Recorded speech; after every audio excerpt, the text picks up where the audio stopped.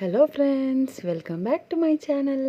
ఈరోజు మనం మన ఛానల్లో ఒక మంచి టేస్టీ రెసిపీని చూసేద్దాం. ముందుగా కడాయి పెట్టుకోవాలి. స్టవ్ మీద కడాయి పెట్టుకున్న తర్వాత 2 టేబుల్ స్పూన్ దాకా ఆయిల్ వేసుకోవాలి. ఆయిల్ వేడెక్కాక ఆవాలు 1/2 టీ స్పూన్, జీలకర్ర 1/2 టీ స్పూన్ వేసి అవి చక్కగా వేగిన తర్వాత ఒక కప్పు తోటి ఉల్లిపాయలు, పచ్చిమిర్చి తీసుకోవాలి. పచ్చిమిర్చి ఇక్కడ నేను 6 పచ్చిమిర్చి తీసుకున్నాను. ఒక 2 మీడియం సైజ్ ఆనియన్ తీసుకున్నాను. మంచి గోల్డెన్ కలర్లోకి వచ్చిన తర్వాత టమాటో ప్యూరీని వేసుకోవాలి. టమాటో ప్యూరీ నార్మల్గా పీసెస్ కట్ చేసేసుకొని గ్రైండ్ చేసేసుకోవడమే, ఉడికించాల్సిన అవసరం లేదు.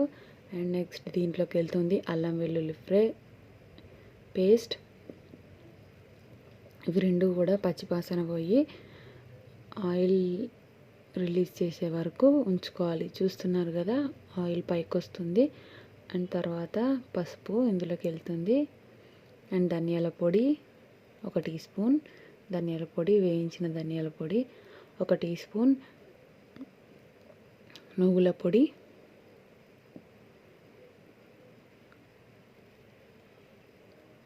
అండ్ నెక్స్ట్ 1 టీ స్పూన్ జీలకర్ర పొడి,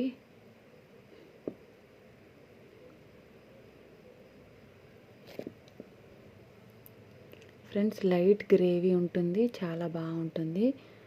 ఒక్కసారి ట్రై చేయండి. అండ్ జీలకర్ర పొడి, ధనియాల పొడి, కుడక పొడి, అన్ని పొడులు 1/2 గ్లాస్ వాటర్ వేసుకోవాలి. అవన్నీ చక్కగా మిక్స్ చేయాలి. అవి ఉడకాలి కాబట్టి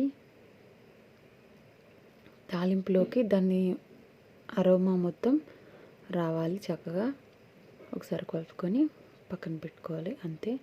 చూడండి, ఆయిల్ రిలీజ్ అవ్వడం స్టార్ట్ అవుతూ ఉంది. అండ్ నెక్స్ట్ ఇప్పుడే దీంట్లో సాల్ట్ వేయాలి.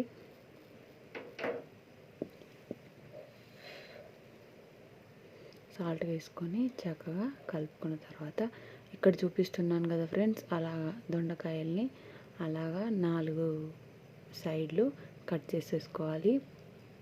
పెద్దగా ఉన్నట్టయితే మధ్యలోకి చేసి దాన్ని మళ్ళీ 4 సైడ్లు కట్ చేసుకోవాలి. ఇలాగ అన్నీ కట్ చేసుకొని వేసుకున్నాము.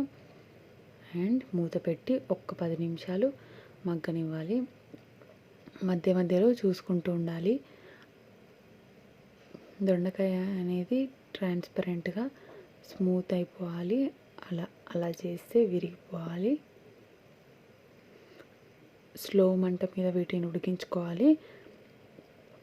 లేట్ అవుతుందని అనుకుంటే ఉప్పు, పసుపు వేసి ముందుగానే ఈ వెజిటేబుల్ని ఉడికించి తర్వాత ఈ కర్రీ ప్రాసెస్ని కూడా చేసుకోవచ్చు. అలా అయినా బాగుంటుంది, ఇలా అయినా బాగుంటుంది.